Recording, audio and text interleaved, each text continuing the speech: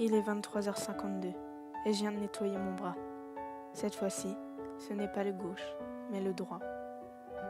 Le bras droit subit les coups ce soir-là. Tout s'est mélangé dans ma tête.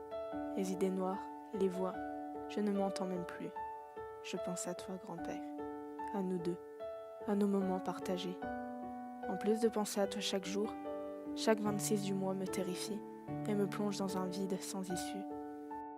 J'ai gâché la promesse 2 fois.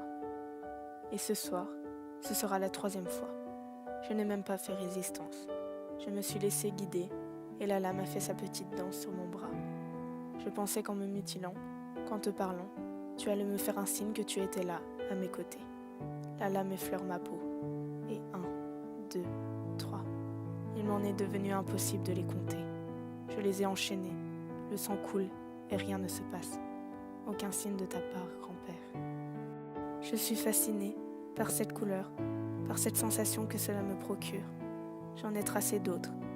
J'essuie tout ce sang, sèche mes larmes et remets cet instrument de torture comme si rien ne s'était passé.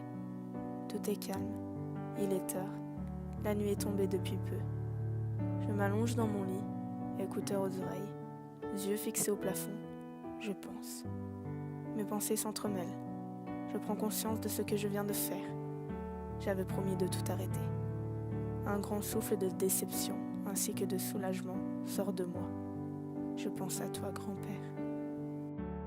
Je ne voulais pas, mais cette fois-ci, c'était par désespoir et détresse pour recevoir un signe de toi. Je sais qu'au fond de moi, tu veilles sur moi, mais recevoir un signe de ta part m'aurait rendue plus forte. Cette nuit, j'ai promis à nouveau. Une semaine de cours va s'écouler et personne n'aura rien vu. Personne n'aura vu ce faux sourire ou encore cette angoisse que l'on me touche le bras. Ils ne verront rien. Le soir après les cours, comme chaque soir d'ailleurs, rien ne changera. Je partirai, enfilerai mon jogging, une paire de baskets et j'irai courir. J'irai évacuer toute ma rage, toute ma haine et toute la colère envers moi. Je ressens cette colère, cette haine envers moi, d'être aussi minable et faible. Ce monde t'a arraché à moi et ces médecins t'ont enlevé pendant des mois en essayant de te soigner. Ils savaient que ça ne changerait rien, alors pourquoi ? Pourquoi ne pas t'avoir laissé tranquille, profiter de ta famille, tes enfants, de tes petits-enfants ? J'en sais rien. Le monde dans lequel on vit est égoïste. Tout ce qu'ils voulaient, c'était essayer des choses sur toi, sans vraiment te laisser vivre le peu qu'il te restait. Toutes ces questions s'enchaînent sans fin dans ma tête. Je cours encore, les larmes coulent. Je laisserai sortir du plus profond de mon âme un cri de rage. Le soir, je rentrerai, enfilerai dès à présent mon nouvel équipement.